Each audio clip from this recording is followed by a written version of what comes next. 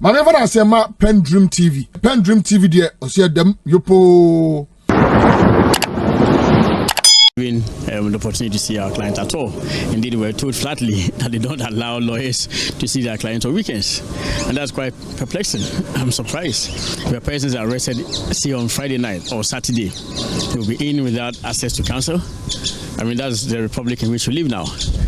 And indeed, he's been picked up for no reason. As far as someone said, he's just been banded off into custody for no reason whatsoever. He's been given the right to leave the country, to travel to the country for a few days by a court of competent jurisdiction. The Deputy Attorney General himself was in court and argued, and this colleague of mine argued that day. And if indeed he had any objection to the order granted, he only had to appeal. But he had to resort to this surreptitious means of preventing from traveling. I think that this is totally unwarranted and unnecessary. There's no order of any court of competent jurisdiction preventing from accessing his account. Okay. The only order that they had was procured over a year ago before the discontinuance of the earlier prosecution. And we have a court ruling, a ruling of the High Court Adenta about 3 weeks ago to the effect that that order has lapsed. And that if the Attorney General indeed desires to come for a fresh freezing order, he has to apply to the court. He has not done so. There is no order of any court preventing from accessing his funds. Be that as it may, he has not accessed any funds at all. He should produce to the public, to the whole Ghanaian Republic, for us to see the manner in which he claims Hanan attempted to withdraw any money from the account. Food buffer stock company Hanan Abdul Wahab say they've been denied access to his legal team following his rearrest. He is currently in the custody of the Bureau of National Intelligence. Former National Food Buffer Stock Company CEO Hanan Abdul Wahab is facing multiple charges of stealing and causing financial loss to the state. An Accra High Court on 29 June 2026 granted him permission to travel to London for a medical appointment. The court ordered that his passport be made available to him to enable him travel. He was, however, arrested by law enforcement officers.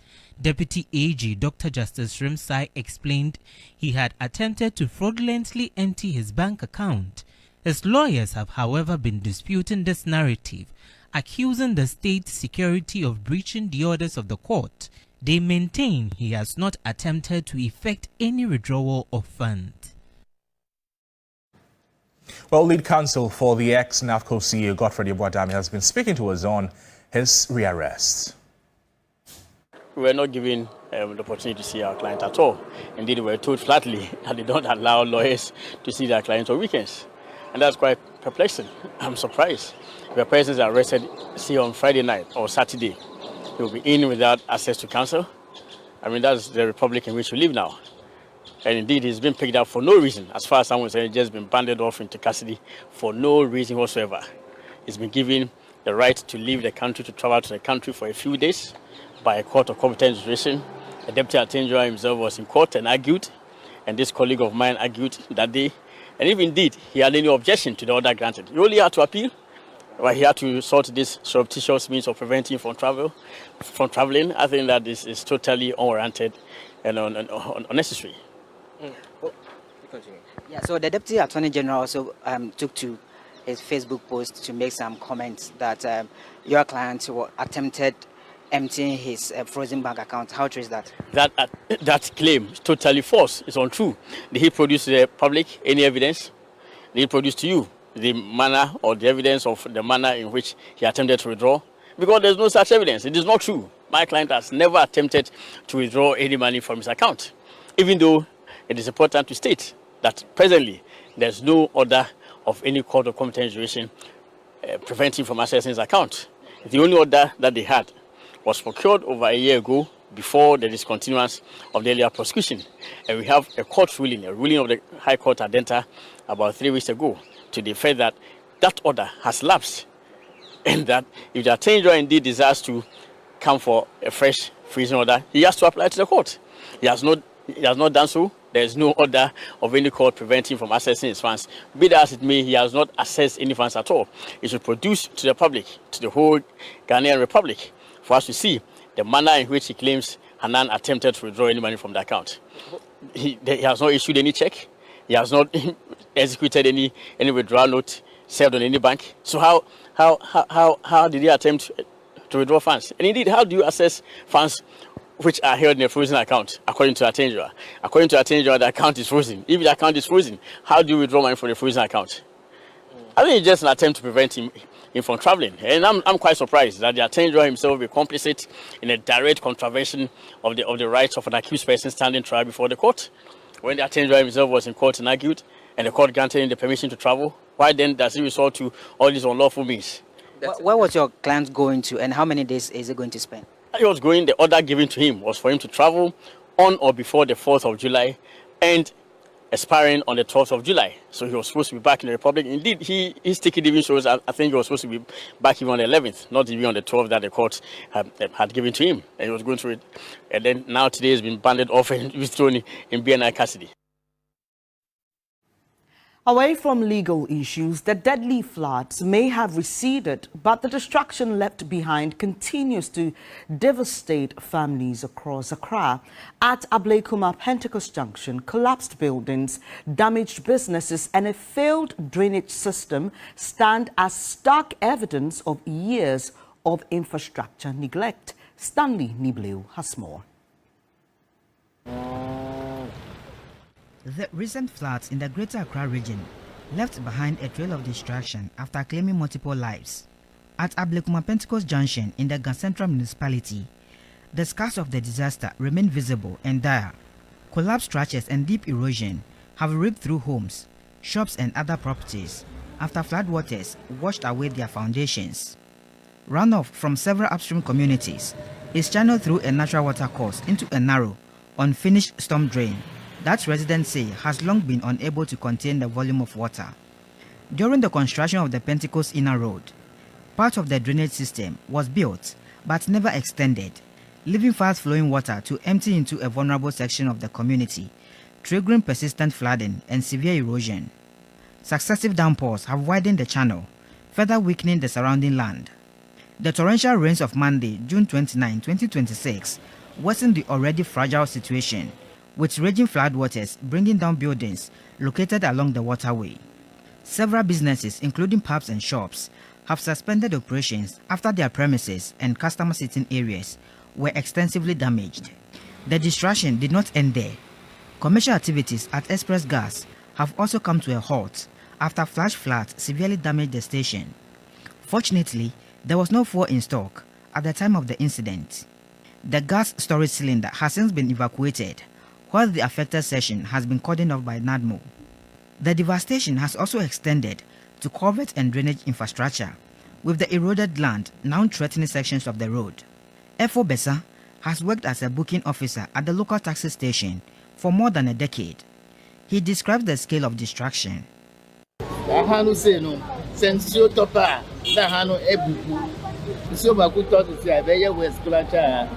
His account is echoed by Naomi, a trader whose business was also affected. All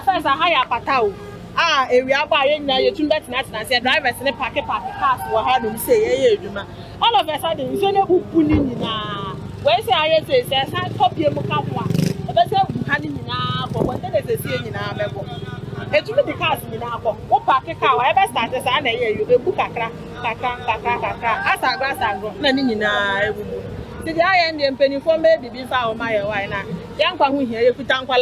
for many residents and business owners, recovery is expected to take months, if not years. Until the long-delayed storm drain is completed, residents fear every heavy rainfall will continue to threaten lives, destroy property and wipe out livelihoods. Stanley Nibleu, TV3 News, Accra. Let's take you to the Western North region, where the regional ministers attributed the increasing severity of flooding in the region to human activities, particularly illegal mining. Well, he is urging residents, developers and local authorities to strictly adhere to planning regulations to help reduce the occurrence of floods and the impact they come with. A report by Matthew Ayabe. Flooding has been a recurring challenge in the Western North region for many years. However, according to the regional minister, the intensity of this year's floods is unprecedented. He said the worsening situation is largely the result of the actions and inactions of residents, including environmental degradation caused by illegal mining and indiscriminate development. The minister stressed that while natural factors contribute to flooding, human activities continue to increase the risk, leaving many communities vulnerable during the rainy season. What we are seeing this year is very huge. And it's attributed to the actions and inactions of the citizenry. So what we are saying is that we should be careful of our lifestyle, the way we live. There are people who collect refuse from their homes and then dump them in gutters. And if you block the waterway like that, definitely when it rains, they will go out of the gutters, find their own level. The same way, we can talk about illegal mining activities. Some of the flood-prone areas has been exacerbated because of all these illegal mining activities. And also those who build in waterways, they know clearly this is a waterway, but they put up structures there. And we are sounding caution to all developers to ensure that wherever that they put their building, they have the right permits. The minister also cautioned developers to obtain the necessary permit before putting up any structure. He charged the metropolitan, municipal, and district chief executives to ensure that building permits are issued only after confirming that proposed structures are located on approved sites and away from waterways and other flood-prone areas. In this regard, the municipal and district chief executives and the team have very strong role to play to ensure that they give permits to people if they are at the right place, but not in waterways. For TV3 News, Matthew Ahiabe, also. Still on floods, the Ochehene Osajafo Amoetia Oforipenin says the yearly occurrence is largely driven by poor human attitude towards the environment. Speaking at a Durban, he's been urging citizens to reconnect with nature by improving environmental discipline and conservation practices. Osajafo Amoetia Oforipenin acknowledged that while weak planning and poor disaster prevention contribute to flooding, human behavior remains the key driver, citing indiscriminate dumping, blocked waterways, and erosion of traditional environmental safeguards. Now say, near to one crime, and young cranko, and I say my two on you at all. A bit me to be a so would you unum sanye now to bola a good baby, who will be anyhow. Show rubbish indiscriminately around, that is wrong. Let us keep our environment clean. The Minister for Local Government, Rural Development and Religious and Chieftaincy Affairs, Ibrahim Ahmed, reaffirmed government's commitment to equitable distribution of development projects to strengthen governance and accountability. He also raised concern over rising drug and substance abuse among young people, directing state agencies to arrest and prosecute bar operators and vendors who sell alcohol to minors. The more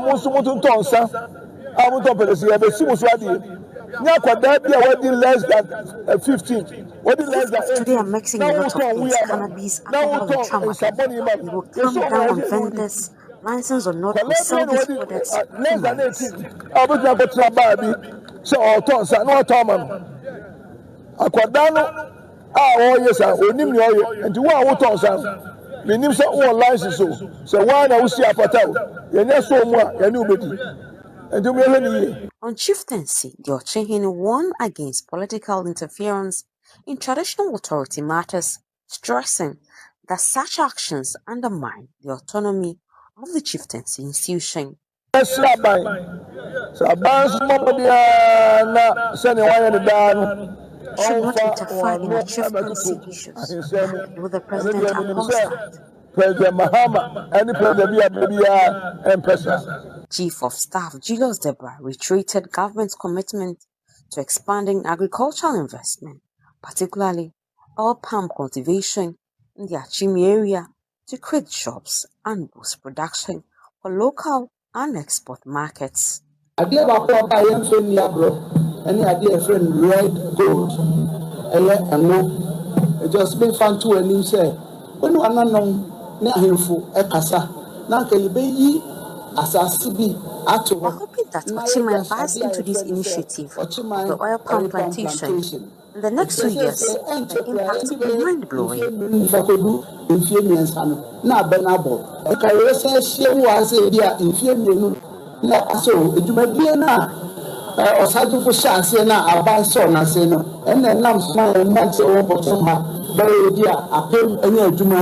The 2026 Chebi Ohum Festival was held under the theme Rejuvenating Our Customs for Sustainability and Nature's Connection. We now move to the Western region where Ikwe, after a $14 million investment in 6 years, a health facility there is still hanging despite the investment. And 6 years ago, GNPC promised a $14 million polyclinic. The site is overgrown today. The project abandoned, and residents of Elembele, they are still pleading for the project to be completed. Rama Smith has the details in this report. For years, St. Martin de Porres Hospital at Ikwe has been a lifeline, not just for the 3 Nzima municipalities, but for patients as far as La Côte d'Ivoire. Unfortunately, the project to expand that lifeline is now a ghost site. On October 16, 2022, GNPC board chairman Freddie Blay and CEO Dr. Kofi Kodu-Asapong cut the sword for a $14 million upgrade to turn the 60-year-old Catholic facility into a modern teaching hospital. But in 2022, with the project already 60% complete, a change in the leadership of GNPC brought everything to a screeching halt. Today, weeds have swallowed the site, and the residents of the Elembele district can only plead for it to be completed. But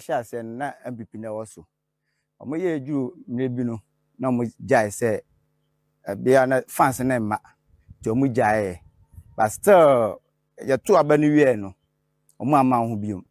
the whole of coastal area na wa in and Ikwe so na be because of hospital intino. The Esra ban enye da bia na obi benya sika akọ efian kwanta 37 military hospital ne ade your facilities wo ha ebetumi asave nti Esra ban ne say ontwa nani na onye yemoa yesre no. The Elembele District Chief Executive Joseph Ejekum says since assuming office, he and the Member of Parliament, Emmanuel Amakofibua, have officially written to GNPC for answers. So this project has been stalled for the past 4 years. From 2021, they started 2020. So from 2021, when they handed over the second term of Nana Danko Akufo-Addo, then the project stalled. So they've not attended to this project for the past 4 years. But hopefully when we came, through the support of the Honorable MP, Honorable Emmanuel Amakofibua, the Assembly has officially written to GNPC to inquire why the project has been stalled. We have been assured by the GNPC CEO that in the coming weeks, they will make sure they attend to that hospital. I'm told they are doing a little forensic investigation about it. The DCE also revealed that the stalled polyclinic is not the only abandoned GNPC project in the area. He cited several others and appealed to the company to expedite the forensic audit it has promised so that all these idle projects can finally see completion. We have another project at NAS. It's a guest hostel. That too was started in 2020 and it has been stalled. You know, when you go to most of our towns, people thought the town roads and all this were being handled by Ghana Gas. No, it's Ghana Gas and the GNPC.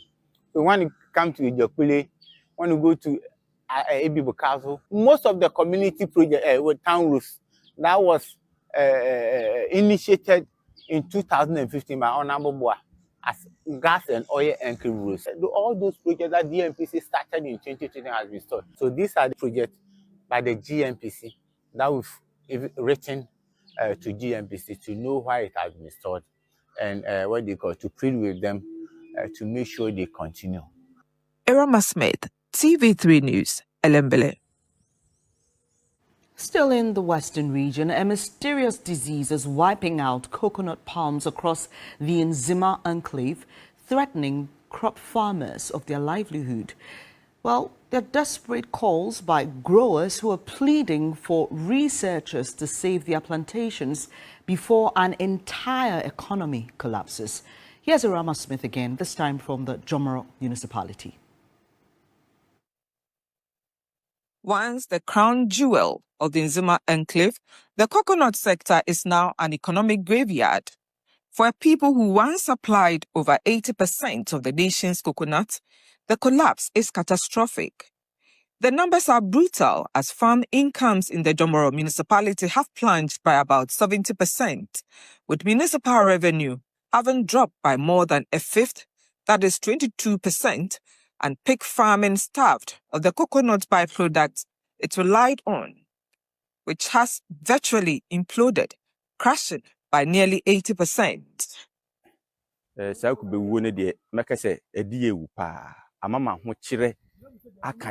Because you have a pamu or mobile kube no mutin can be more. But bra start to say from Apmenim downwards to Libo. Like I say, farmers no a moon 90% kubeni ne. And have mama affected a friend saying I'm watching the pa. Best for the bear one cool from bear some back or crowd banner. Ubesa cocodo kubeni abaning yellow. Ya report of my Greek for now, the source of disease I kubenu. Into your kubeni nadia, Nina. First now back kube. Whenever I say ma PENDREAM TV there, I see them yopo. Also, coming on this matter for me, because the other concern is, can the Deputy Attorney General on their own, or the Attorney General's office on their own, just go and arrest someone who has clearly leave from the court to travel out of the country? Should they not have gone back to the court first of all? That's a very good question, and I must commend you for your courage to inquire. That's your job, and nobody should gag you. But yeah, nobody should gag her. Allow Bella to ask the questions. Allow her to ask. Allow her to ask the questions. Understand? And I must comment when your brother is behind bars. No, because she's asking very good questions. When the shoe is on the wrong foot. I recall when I became a lawyer fresh, and I went to court, and after court, I was being insulted heavily by the people on the other side, a labor issue. And I came back to the chamber to complain to my senior. The senior said, it means you are doing a very good job. Keep it up. So it means you are doing a very good job. Thank you very much.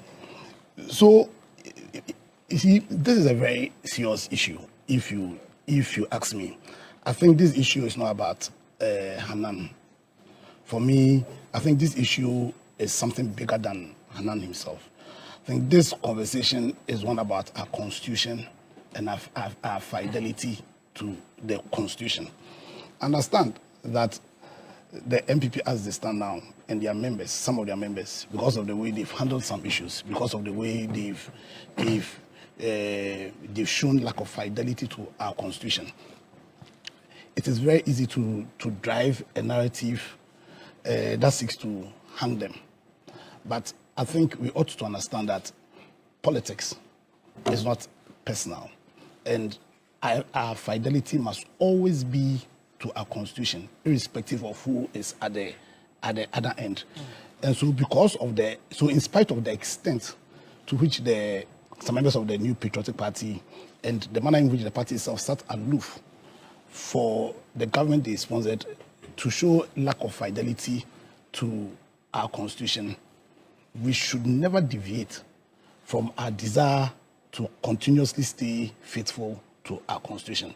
Because in 1992, all of us came together and agreed that the best way in which we can protect our lives, our right to our lives, the best way in which we can protect our right to our liberties, the best way in which we can protect our right to pursue our own happiness is under a system that is governed by the constitution, and to adopt for ourselves a democracy which was constitutional in nature, that is limiting the powers of state. And to that end, we had a constitution that deliberately separated the powers of government and then gave to the judicial powers to make orders. I think you've nailed it. The issue is where a court has given an order, and yet the order here was not just to give leave. The court actually ordered that Hanan's passport be granted him and that he be allowed to travel for a number of days for medical checkup. Yeah. To the fact that he was going outside the country just for an eye issue. It's even an indictment on us. If politicians feel that for just their eye, they don't trust any hospital in Ghana, he has to go outside, is the problem. But that's beside the point. The point is, like you rightly said, does the AG have the powers, in spite of the clear orders of the court, you understand, to arrest Hanan?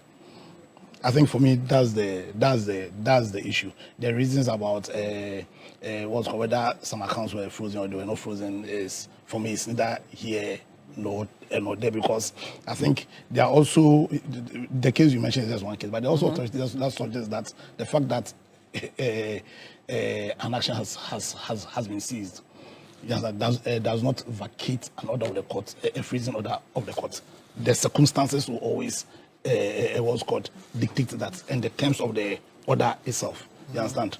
But having said that, my personal view is that where an order of the court still exists, where that order has not been vacated, you understand? Where no step has been taken to procure an order that will stay execution of that order, where that order has not been varied, then also based on the principle that justice must not only be done, it must manifestly be seen to be done. I feel that it was wrong for the AG to have taken a step Eddie took, because like I'm saying, right now, because of the extent to which the MPP has sunk low, it's so easy to support any bid to hang them. But part of the reset agenda also includes a renewal of our commitment to our constitution. I think is a huge part of it. I've said here on so many times that I believe that the MPP in the past were a threat to the rule of law. Understand? Now, because of all that, I think the easiest thing for you to do right now is to sidestep the call for us to be faithful to our constitution in attack of anybody of the MPP stock.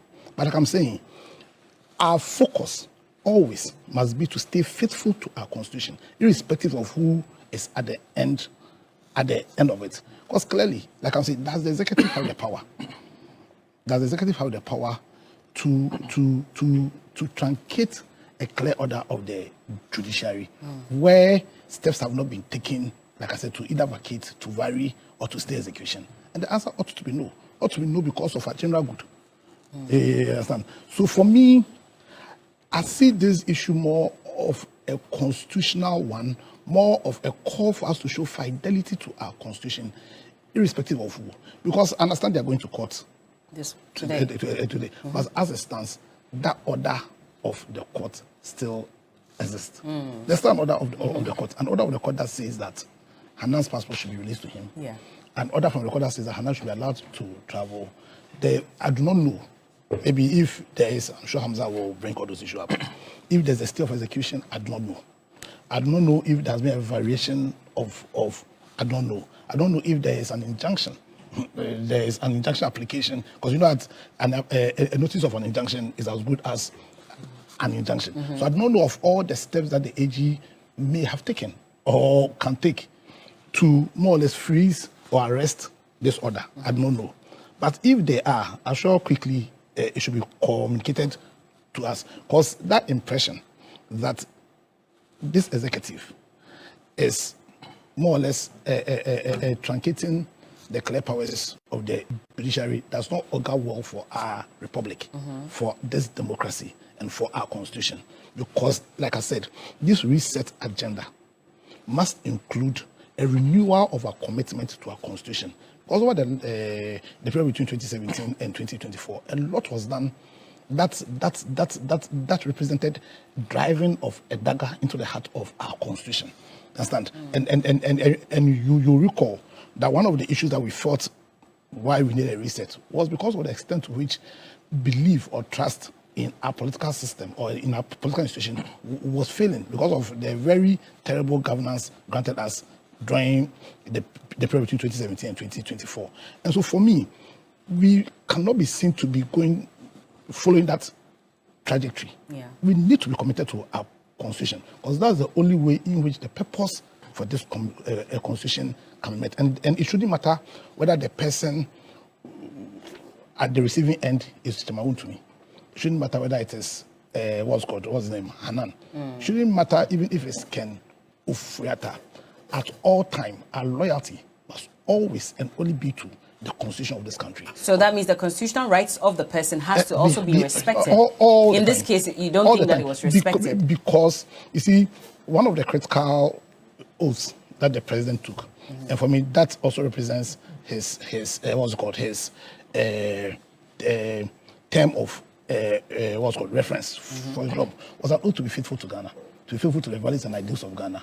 Was an oath to be faithful, to uphold, defend, protect the constitution of Ghana, to dedicate himself to the well-being of all Ghanaians. And for me, that call must always be respected, irrespective of who is at the receiving end. All right.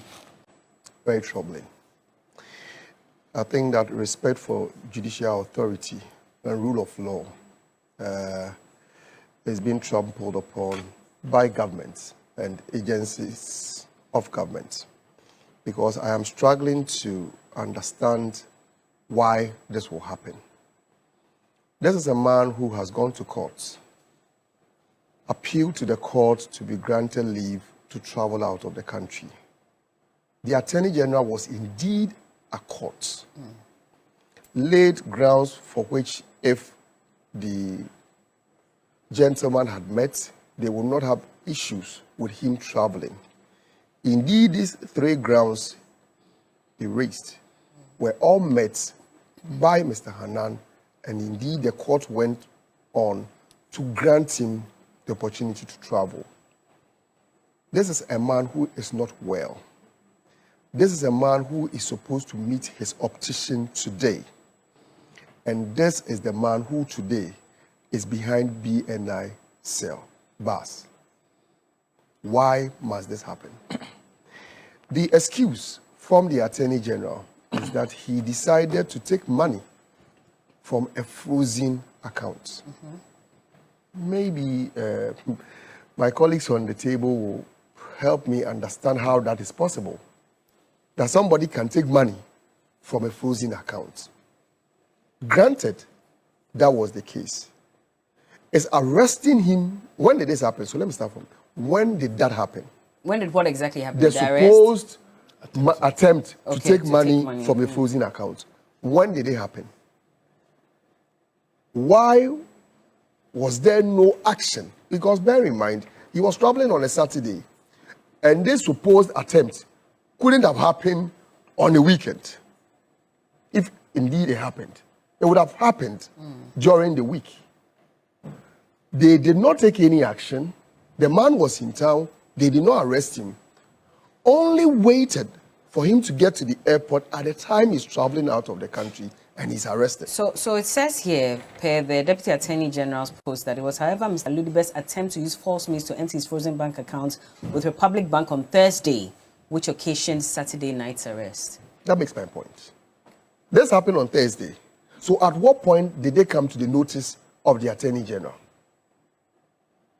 When? I think Godfred has challenged them to adduce evidence to back the claim that indeed Hanan attempted to take monies or to withdraw money from the frozen account. We are yet to get the evidence from the Attorney General. So on that score, I will side with what the lawyers for Hanan are saying, because indeed there has not been any evidence to back that claim. Well, the Attorney General is going to court today, we're told, to seek a review of the court order. And so maybe they would adduce that evidence to the court. Is that not where the evidence should be presented? So what was the point in arresting him? This is a man who has been given permission by the court to travel. The permission that was given by the court. It was not to say that he was going to be away outside the country the rest of his life. He was just going to the hospital and return back to continue the case. Yeah, I think from the 4th to the 7th. Yes. That was the period he was. And here, the Attorney General says you cannot go. The evidence has not been given.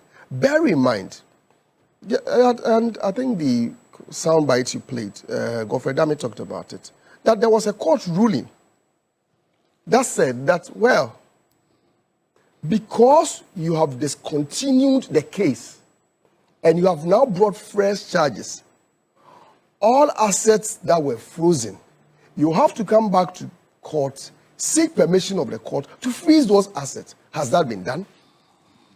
It has not been done. So what was the authority on which they said that he was going into an account that was frozen?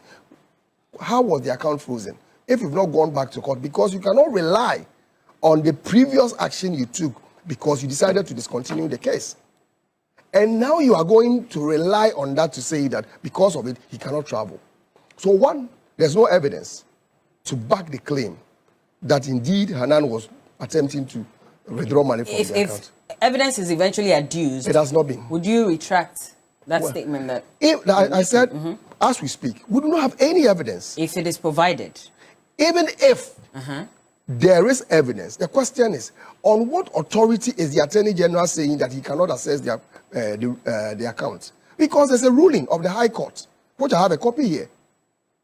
There's a ruling of the High Court that says that if you want to freeze his assets, you have to come back because the assets you froze at the time was as part of the process of the first action you took against him in court, which the Attorney General decided, without nobody forcing him, decided to discontinue and start the case afresh. So what was the point? You know what? We are setting a very bad precedent in this country. And I believe that all of us as Ghanaians must watch this. Because today, it is Abdul Hanan. Tomorrow, it could be any other person. Recently, there was something very profound that was said by two cabinet ministers. And I believe maybe the Attorney General should take a cue from that. It was a statement that was made by the Minister for Education, Honorable Haruna Idrisu. And then also a statement that was made by the Minister for Interior. What did they say? They said that this whole idea of giving people bail condition of 500,000, 500 million, 300 million, a bail condition you may have to sell your entire community before you can raise. You may have to sell your entire community. And if your community is just like mine, maybe your entire community may not be able to even raise that amount of money. Government should watch it and we must stop it. We are gradually finding every means possible to punish people even before the court pronounced them guilty of an offense. As we speak, Hanan, we've only charged him. He should have his rights and liberties to travel when he wishes to travel. So if the person who has a right to travel indeed has gone to the court and the court says, yes, you can travel, and nicodemously, government officials decide to frustrate him, take him to BNI cell and say that it's even weekend, so your lawyers can't even have access to you. When you say Nicodemus, they have given a reason why they arrested him. And you see, when I the reason is not backed with any evidence. I'm just sampling opinions on even our Facebook page. And across the board, a number of people are saying that, what if we get a replay of the Ken Oforiatta incident where he says he was going for healthcare, you know, he needed to see a doctor badly, he went, didn't come back, kept giving excuses, and now we're told that his green card application has been granted. What if that happened to Hanan as well, which is what the Attorney General's office was trying to stop? If that is the position, then going forward, anyone who is suspected of a crime, we should lock the person up because the person could run away. If that is the position, that the mere fact that there is a court action against you, you are not supposed to, you are not at liberty to your freedoms as an individual, then we should lock them up. That is not the law. The law says you are presumed innocent until A competent court has pronounced you guilty of an offense. Has the court pronounced Hanan guilty of any offense? The answer is no. He has a right as an individual. The mere fact that you've been charged does not mean that you are guilty of an offense. And you have every right. Wait a minute. Nobody has proclaimed guilt on him necessarily. So why take away his right to travel? Why take it away? Yes. Well, let's wait and see if there'll be evidence adduced. You know what? To indicate you that are really pushing a very dangerous argument, and I do not want you to push this argument. Who is pushing that argument? You. I'm asking questions. No, I'm not pushing any arguments you are pushing that argument. I'm not advancing any arguments. I'm asking you questions. And I have answered which is my job on this I have answered I have every right to borrow into whatever statement you say I have answered it, but which is what I'm doing. You are still pushing so don't the same put out the argument. narrative that I'm pushing an argument. I'm asking you a question, and I did say I predicated and my statement by saying I'm sampling opinions from people. There has not been any evidence. So stop. Let us not get into the conversation. Fifi, hold on. If you should bring that evidence, let's have a very friendly conversation. Oh yeah, for sure. I will not accept if you say I am advancing an argument, because I'm not here to advance arguments. That's how it sounds to me. I'm here to make inquiries, to ask questions.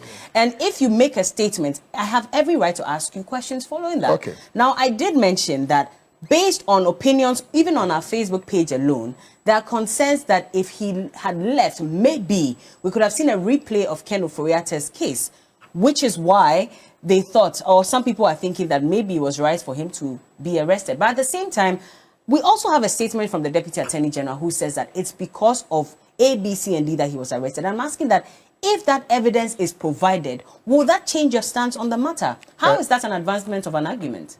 I have made the point, and you keep bringing back the conditional statement that if that is the case. And I'm saying that we are not supposed to get into a point of conjecturing. We are not there yet. Tomorrow, if the Attorney General produces evidence, we can have that conversation. Okay. On this table, we do not have any such evidence from the Attorney General. Okay. And that is the premise I want us to proceed. Let me bring counsel. And I am only saying that it is also dangerous that we allow conditional situations to inform our decision going forward. Because if that is the case, then I could also assume that, okay, tomorrow, Hamza may do this. So because of that, his liberty as an individual must be taken away from him. And I think that is a dangerous precedent we should not entertain in this country. All right.